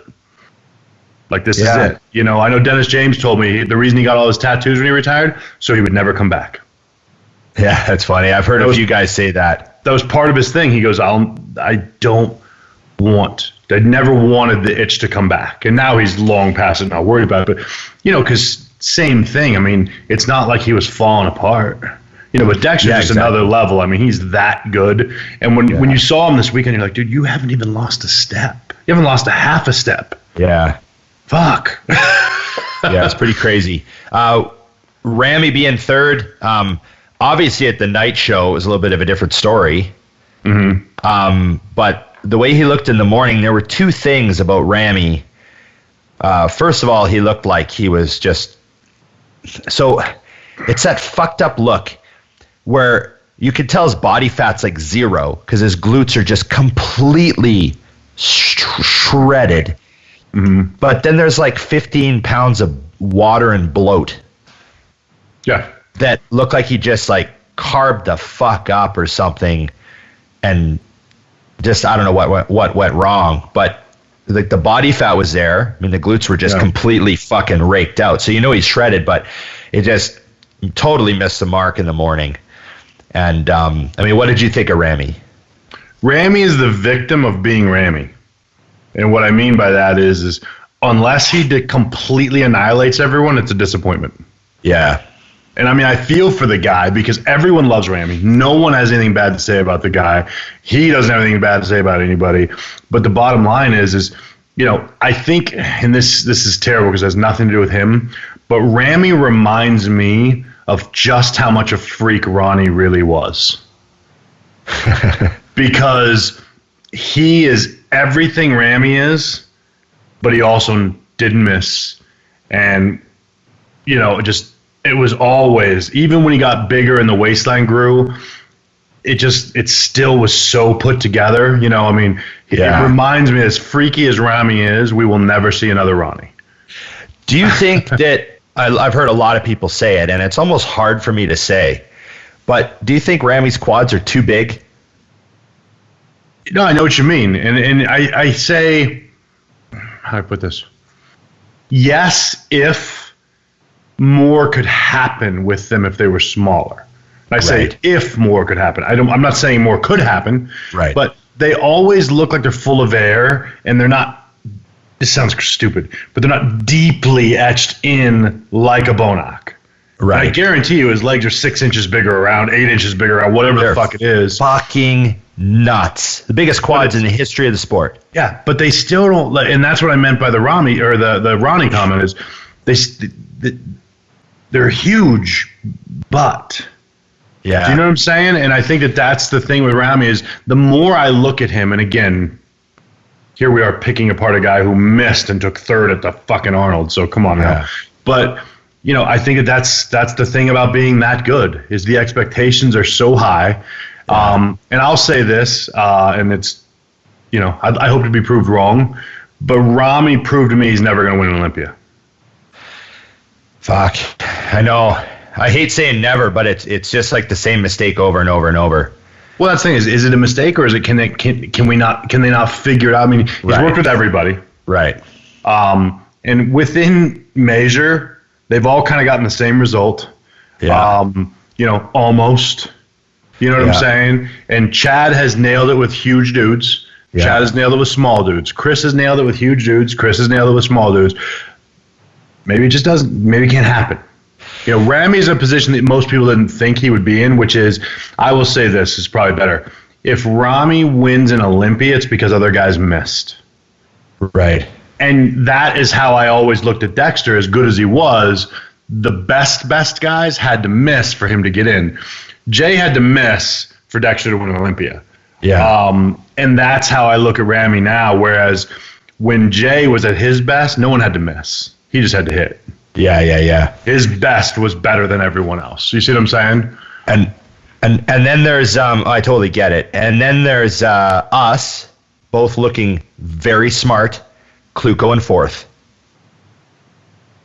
So we nailed one out of the top. We nailed the fourth place. I don't know what that pays out. I don't think it pays out very much. But I felt good. Who did I have? No, I got fifth. Didn't I? Didn't I have Sergio in fifth? I can't remember. Oh yeah, you might have. I can't remember. I just know we both had Kluko fourth. Yeah. So I'm going to say that, but I can't really remember, so I could be wrong. And Steve was nuts, dude. Like, he's just big. People don't realize how big he is. Like, I pointed out to somebody, the first, whoever put out the first pictures of a rear double and a front double, I said, but look at Steve on this side and look at Rami over there and tell me that Steve looks small, because he doesn't. Yeah. He's just a big fucking man. You know what I'm saying? It was good to see him do well at this show and, be in that top rank. And I love that Steve obviously has been a friend forever, and then Gina I just have the utmost respect for. So their whole team is like, I'm rooting for them, Yeah. Well, the good news is, moving forward, I think Gina and Steve are both willing to come on the show, aren't they? Yeah, I saw Steve actually Sunday. That'd be cool. At a shoot, so they're both going to be on. We might get Steve in a week. So we're trying to just work out the time, and then Gina's going to come up shortly after. So we'll have them, and I'm excited to actually hear both of their take on the same show. Not the show, his show. Yeah. Prep, you know what I mean? Yeah. I always love that part, you know what I mean, is seeing that connection. And you get it, because I do feel like their team is much like I got to be with Chris, which was like, I always feel like when I'm getting ready for a show, Chris and I have 10 other dudes in the show. Yeah. Chris on my team. You don't know it. Yeah. You know what I mean? Yeah. And I agree. And I love that. You know what I'm saying? So it's a sick deal. And then, of course, the last one, man, is Sergio, who, man, number one, I'll just come out and say that I thought he got fucked around in prejudging, so I don't know how it took so long to get him there. But I'm stoked that through enough judging in such a deep show, he just kept grinding his way through, and he showed a growth in his mindset that was ridiculous, because he could have fallen apart and cortisol could have torn him apart after the first couple call-outs, and he could have been done. Yeah. He got better and better and better, and then the things that he spoke about leading into the show proved accurate. His posing in the mandatories, in the constant battle that he went through to get up, is the reason he made it to fifth. Yeah, he did really well. Did you hear Chris's? Chris told a funny story about staying at the Cheech and Chong house. Yes. You hear him on Heavy Muscle with Cormier and Sergio. Yeah, it was pretty funny. So, Dusty, we'll have to hook up again next week. We might have a guest in, is what you're saying, instead of doing a solo episode. Yeah, so I'll find out this week. I told Steve no pressure on it, because he's obviously coming off the show and getting caught up on his business stuff. But we'll either have him next week or the week after. Okay. And then we'll be off to the races. Well, I'm at 2%, and my bladder's at 110%. It's not a good ratio. So I think that's a ratio. We might have to shut it down. 2 hours, Dusty. Look at us, just saving people's cardio, man. We fucking givers. Okay. Thanks again, man, and let's do it again. Remember, everybody, it's just bodybuilding.